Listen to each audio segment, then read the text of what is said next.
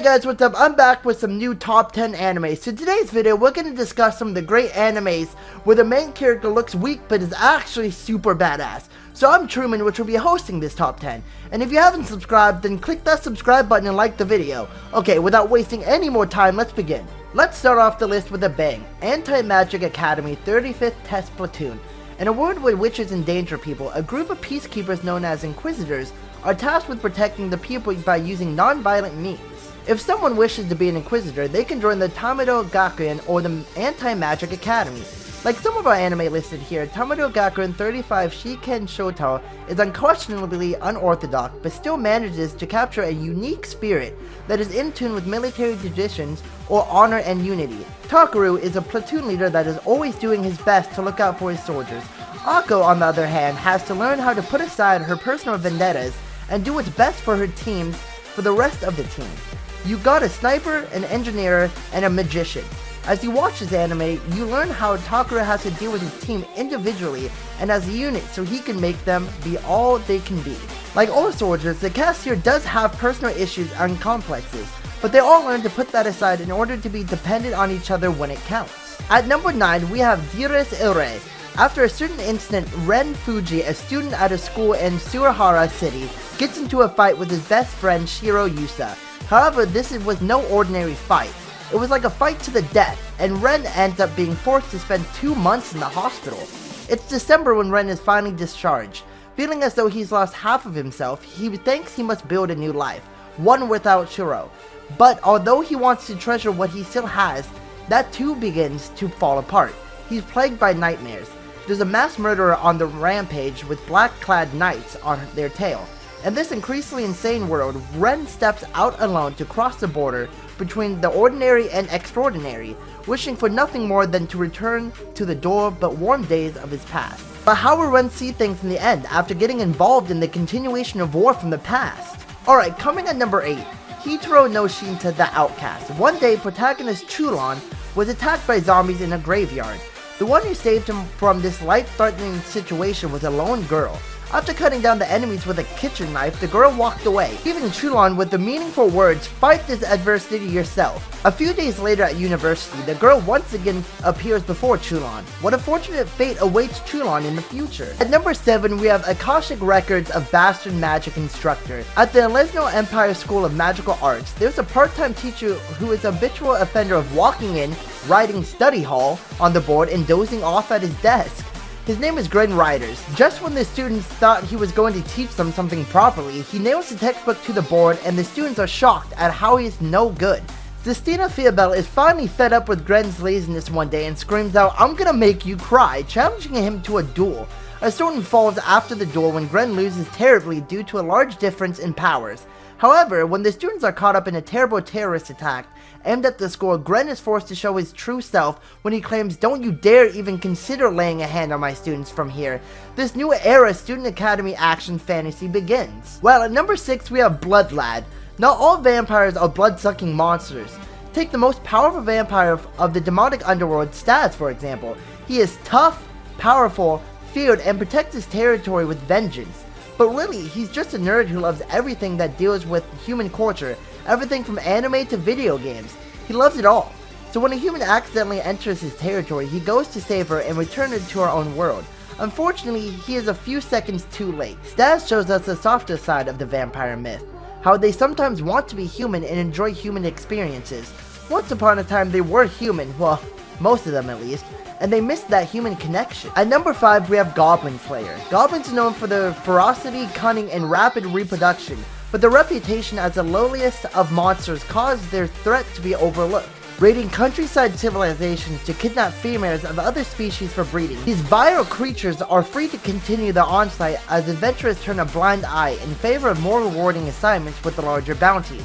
To commemorate her first day as a porcelain-ranked adventurer, the 15-year-old priestess joins a band of young, enthusiastic rookies to investigate a tribe of goblins responsible for the disappearance of several village women. Unprepared and inexperienced, the group soon face its inevitable demise from an ambush while exploring a cave.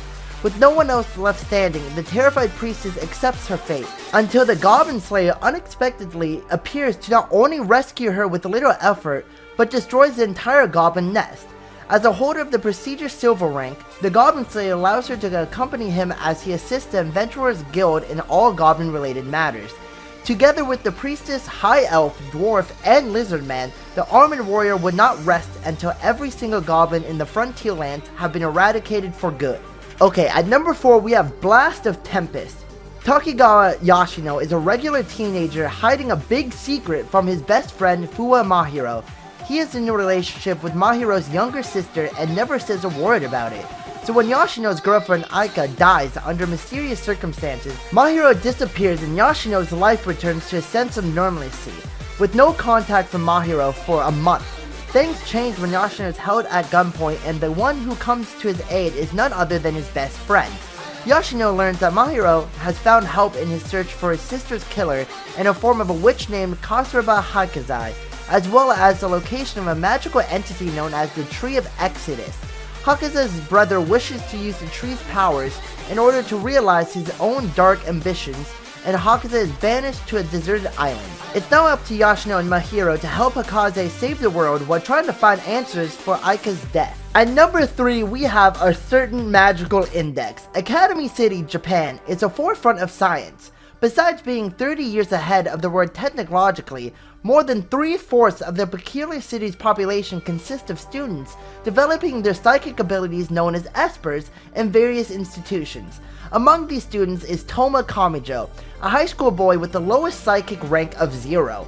But with the mysterious power no scientist can understand, Imagine Breaker, which allows him to negate other supernatural abilities. This, however, doesn't affect Kamijo's life in the least as he plays his role as a regular teenager. That is, until he meets his strange index Liborium Prohibitorium, a young girl who has memorized the entirety of the forbidden grimoires, and now a dangerous organization is hunting Index down. With several magicians looking to harm the girl, Kamijo would defend his new companion at all costs, as he discovers this strange new realm of supernatural. At number 2 we have one of the newer animes, That Time I Got Reincarnated as a Slime. 37-year-old Satoru Mikami is a typical corporate worker who is perfectly content with his monotonous lifestyle in Tokyo, other than failing to nail down a girlfriend even once throughout his life. In the midst of a casual encounter with his colleagues, he falls victim to a random assailant on the streets and is stabbed. However, while succumbing to his injuries, a peculiar voice echoes in his mind and recites a bunch of commands which a dying man cannot make sense of. When Satoru regains consciousness, he discovers that he has reincarnated as a goop of slime in an unfamiliar realm. In doing so, he acquires newfound skills, notably the power to devour anything and mimic its appearance and abilities. He then stumbles upon a sealed catastrophe-level monster, Storm Dragon Veldura, who has been sealed away for the past 300 years for devastating a town to ashes. Sympathetic to his predicament, Satoru befriends him, promising to assist in destroying the seal. In return, Veldura bestows upon him the name Rimuru Tempest to grant him divine protection. Finally, at number 1, we have Classroom of the Elite.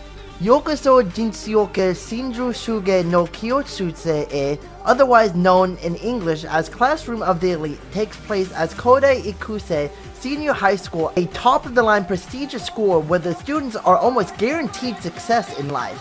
Here, students have freedom to do as they please, and they are given a monthly stipend to fund their every desire. Kodai Ikuse Senior High School appears to be a paradise, but underneath the surface, only the best students get treated well. D class is a class where the worst students are placed, and here we have our main character, Ayano Koji Kiritaka. Kiritaka is a student known for getting 50% on all of his exams. It is in this class where Kiritaka befriends Horikita Suzune and Kushida Kikyo. Suzune is aiming for Class A while Kikyo just wants to be friends with everyone. A class of miscreants and academic slackers. What exactly will happen? Well, guys, we have come to the end. Those are my top 10 anime where main characters look weak but are actually badass. Thank you guys for watching this video. If you liked the video, make sure to hit the like button below. Let us know what you think in the comments below. See you soon, and see you in the next video. Have a great day, morning, and night.